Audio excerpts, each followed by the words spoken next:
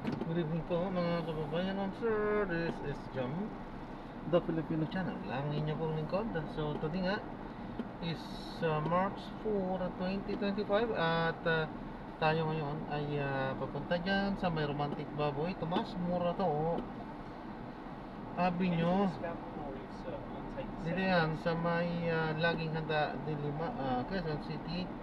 At dadalhin natin yan sa may Sampaloc Street, Barangay 549, Sampaloc, Manila.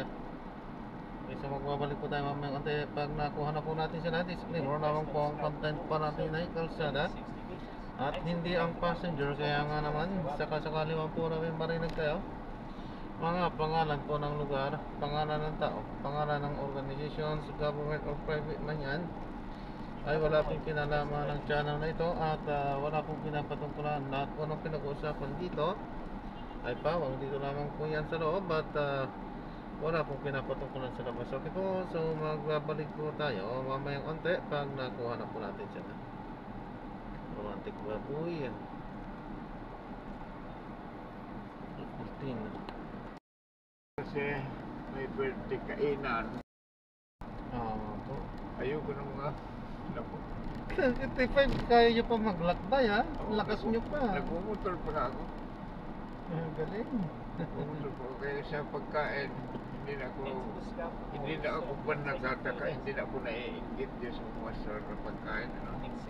Oo, pinagsawaan nyo na yun. Oo, yung pinagsawaan ko naman sa edad ko naman yun. I-enjoy ko na ang buhay ko na hanggat maaari sa yung pag-iingat mo, ano, ituloy mo na. Opo. Hanggat binibigyan pa tayo ni Lord ng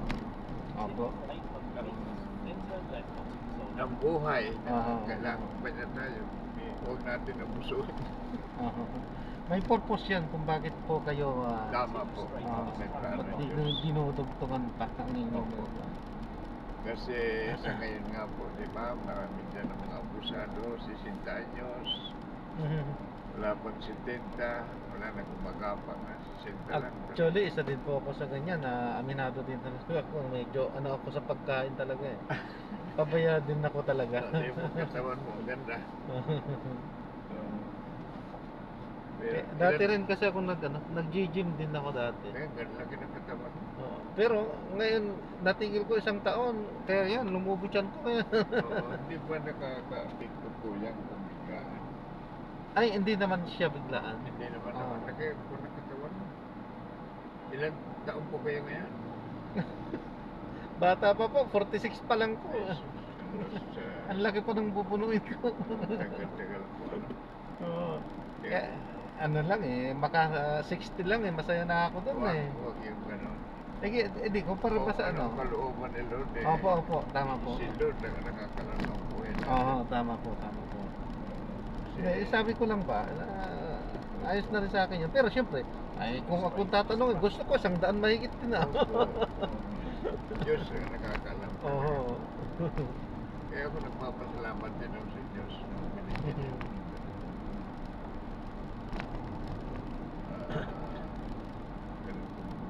Nagmumotor pa ako, mahilig ako nagmumotor. Pabalik-balik ako ng Antipolo Dalawa ang motor ko pa Kaya ang dami nga nagugulat. Kaya nga, sa 80 sa taon niya ngayon. Sabi ko nga, ang maski pamilya ko, pinipigilan ako ng motor. Pero sabi ko, ako nakakaalam na ramdam ko kung kaya ko hindi Tama. Diba? Tama. Ramdam natin. Pero sa ngayon, anong madalas nyo pong kinakain na po? Ang pangkaraniwang kong pagkain, yung isda gulay, pag araw-araw yan, isda gulay. At nagjujuice din ako ng mga yung carrots, pepino, kamatis. Yan. Ganda nga pala talaga. Madalas yan. Yung alam ko talagang healthy living, ano po? Hindi ako nagkakape soft drinks, hindi. At yung alam ko bang pagkain na alam ko makakasira sa akin, iniiwasan ko talaga. Yung mga healthy foods lang, mga root crops, kamuti, saging, Buti wala kayong mga sakit na yan ba? Yung high blood. meron. Ako, meron din kasi ako eh. Mayroon, may Hypertension. maintenance ako. Hindi mo na maiwasan talaga may maintenance. Eh, lalo na ngayon, ang init-init ng panahon. Tama. Kanina, naka-3 litro yata ang tubig. Oh, mas maganda nga daw yung mas marami kaysa sa Oo. kulang. Puno. Hindi na rin ako makakain doon dahil mayayaman yung mga ano na yun. Ibita sa amin doon. Kaya nasabi ko, sapat na makita kita, makita ko kayo. Pero sorry na lang, hindi ako makakasabay sa pagkain sa inyo. Maunawaan naman nila po yun. Sorry. Ano. Saan po kayo nakatira dito? Quezon City, Project 8 po. Yun.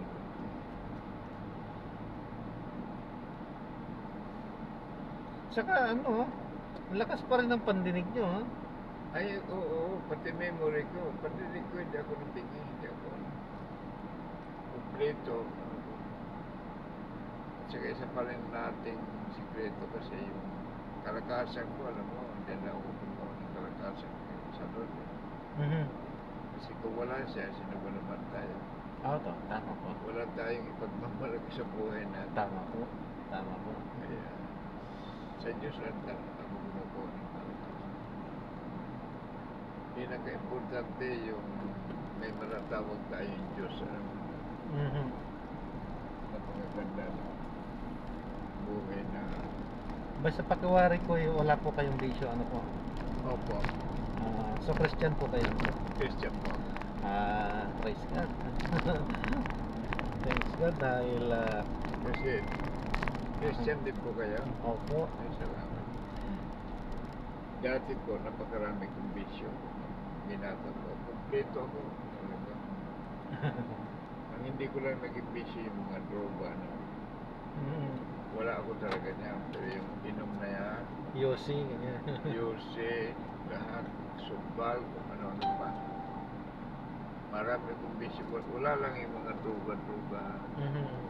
Pero bilang lalaki, halos dito na ako tumanag. Bilang sa inyo pa, nandito na ako sa Manila. Wala na pwedeng ikwento sa ating bisyo dito sa Manila. Dito na ako hotel, dito na ako tumanag. Pero ang sikreto ng buhay natin, yung Lord lang talaga. Walang imposible sa kanya. Matalawa. Hello? Left close by, then it's heading turn left at the traffic light. Continue 1 kilometer, then keep left for Manchester Avenue. So anong age nyo po natanggal ang mga bisyo nyo po tayo? Natanggal ko ang bisyo ko nung makakilala ko sa nakilala ko sa loob.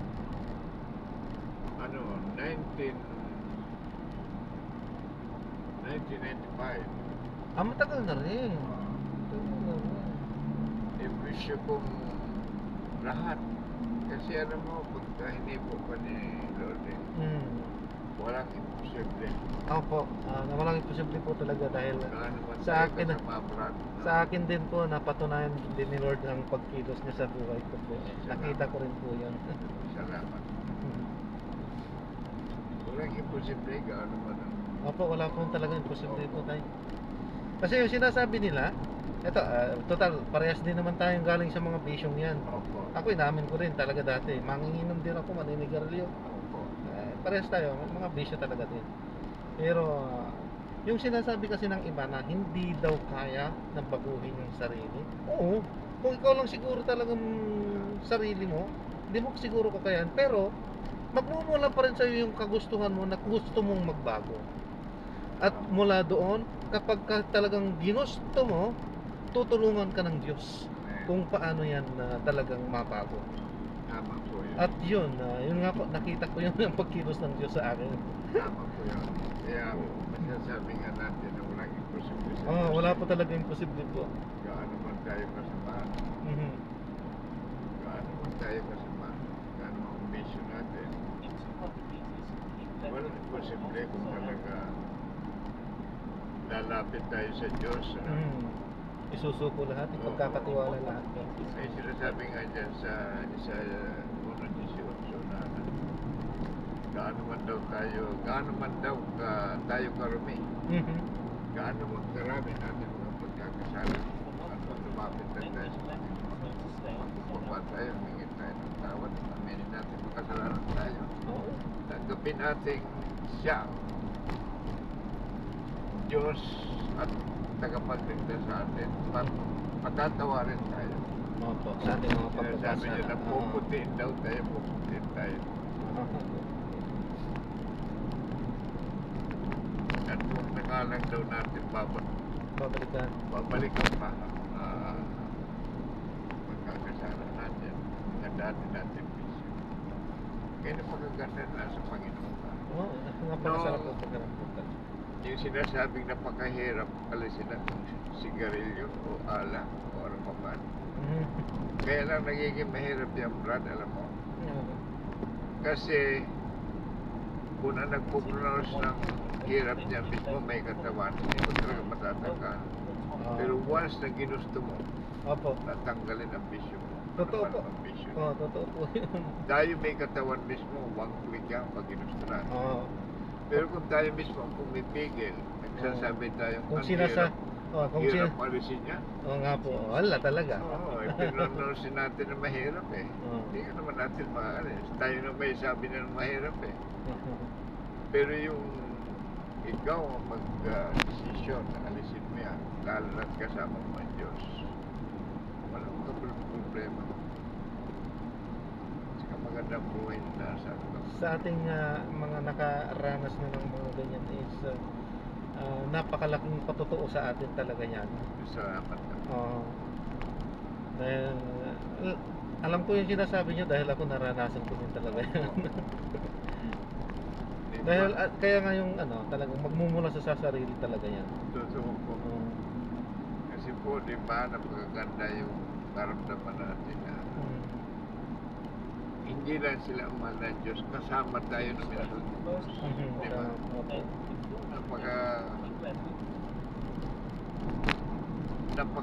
Napakabuti ng Diyos. Nakita natin na sa kabila ng mga pagkakabalik natin, sa kabila ng mga pagkakasala natin, tinanggap pa rin niya tayo, hindi po na tayo malaging karapat-dapat sa kanya. Oo. At yun talaga yung tunay na pag-ibig niya. Oo. Na inako niya lahat yung dapat na sana tayo ang gumanap kung siya ay nagpapako nga sa krus. Ganun nga po. Saka napakaganda niya na tayo mga magulang, na tayo mga magulang, na hindi po ng Diyos naging anak tayo ng Diyos. Diba napakaganda na ang mahal natin sa buhay, yan ibig ko sabihin, mga anak natin, mga anak natin, may isang kasama natin. Makasama. Makasama sa paglilingkod. Ano po? Ano to mga to? Talagang Ang ganda ng katawan mo, malaki ka. So, bata ka pa. medyo bata-bata pa po. Lalo na po nung talagang kasagsagan po ako nagbubuhat. Ang laki talaga katawan ko dati. Malaki ng katawan. Kumusta po itong sarili niyo na po ito? Opo, sarili, pero hulugan pa lang. Salamat. Salamat naman dahil sarili mo ito. Opo. Talagang mahirap yung boundary ba? Ang tawag Boundary po, opo. Ito, napakaganda. Pero sa bagay, sa ganito na may boundary pa rin kasi siyempre naguhulog. Oo. Pero at least, pagdating ng panahon, kapag natapos na, sa'yo na. Sa'yo na. Oo. Yun ang boundary na talagang... Yun ang pabor na binigay para sa iyo. Opo. Magiging iyo. Ilan ang anak mo, Brad? Sa ngayon po, isa pa lang po eh. Ilan taong pa? Ilan na kayo nag-asawa? Late na po. Late na po, tapos late pang nakabuo. Ayun. At yan, hanggang ngayon, hindi pa naman din nadadagdagan. Ilan taon na po? 6 years old na po yung panganay po eh. Tingnan mo, bata pa nga, no? Oo. Nabuo lang nung 40 ako.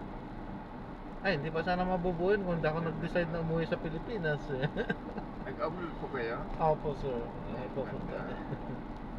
Saan lugar? Saudi po. Ayun.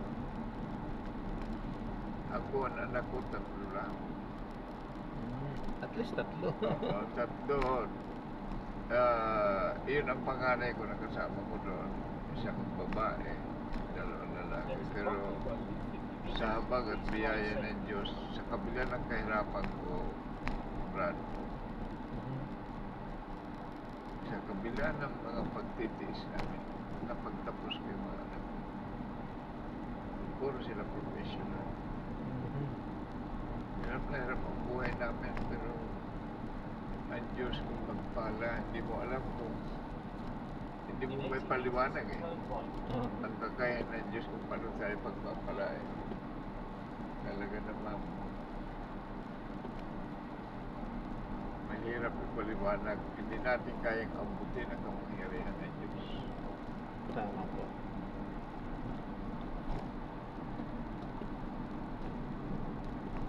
He is the great provider talaga. Opo. There is a bumpy road in less than 10 meters. Please drive safely. Yung asawa mo kasama ko na rin sa ano, Apo. Christian na rin. Apo. Basta napakaganda. Salamat. Ngayon ko lang din po kasi na ano na ang sarap pala na kapag ka sumasamba ka is kasama mo ang mag-ina. Ay, Sarap sa pakiramdam mo. Totoo yung sinabi niyo. Talaga naman.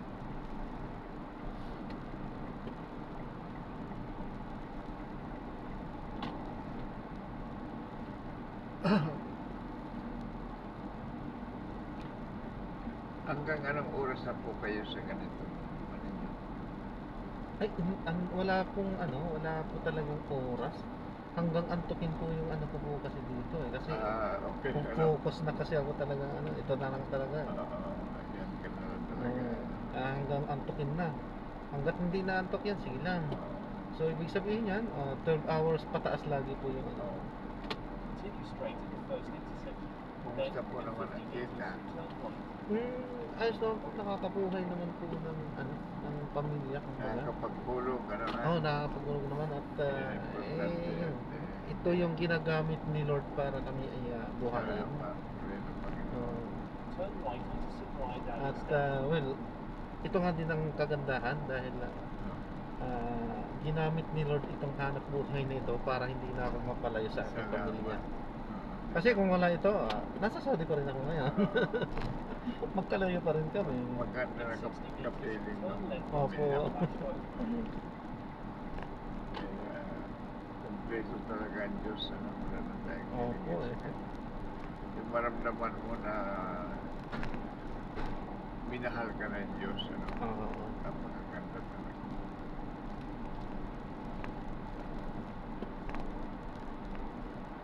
Ang ganda, salamat na nagkakilala tayo. Alam mo yung mga nagkausap Turn tayo. right onto Alam mo yung mga Christian pag nagkita-kita. Napakaganda na. Masaya ako na. Kagalakan ko din po dahil Pag magkapit bahay lang tayo, may sarap na ay Quezon City pa rin po ba ito? Maynila na ito. Manila na. Oo, diyan sa isang kanto na lang, nandiyan na tayo. Doon sa Mabilaan, doon sa Mindoro. Pero banda dyan lang ng konti, Quezon City na yun. Ito Manila na ito. Oo. Doon tayo kakaliwa sa isa. Manila na ito.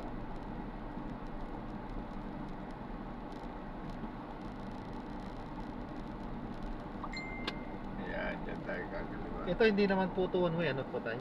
Ah. Babalik po ako dyan mamaya. Oo. Maski dumiretso po kayo dyan, yung unang kanto kumaliwa. Kaliwa din. Waso na yan. Ay, okay. Diretso kayo, unang kanto kakaliwa kayo. Aha. Waso na tayo. Doon lang tayo sa may motor pa nagkaliwa. Apa. Diyan sa may bata. Dito. Bayad na po, ano? Opo, ayos na po. Oh, sige, Frank. God Sige bless, po, salamat po. God bless you more din po. Salamat po. Salamat sa Diyos at tayo'y pinagtagpo po. Dito lang sa kaliwa. Sige po, sige po. Thank you. Ingat po kayo. Salamat po. Opo.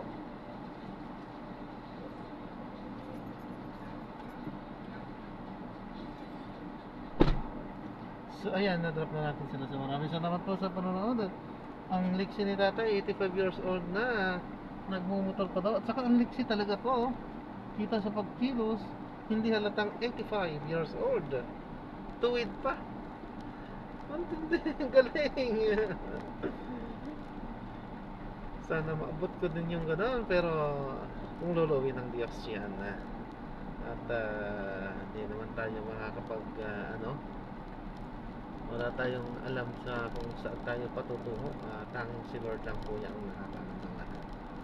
Okay po, so yan, maraming salamat po sa panonood hanggang sa muli po. Ingat at God bless. Paalam po muna pansamantala, tayo ay gagawa na ng separate video sa ating mga susunod na misyon. Paalam po.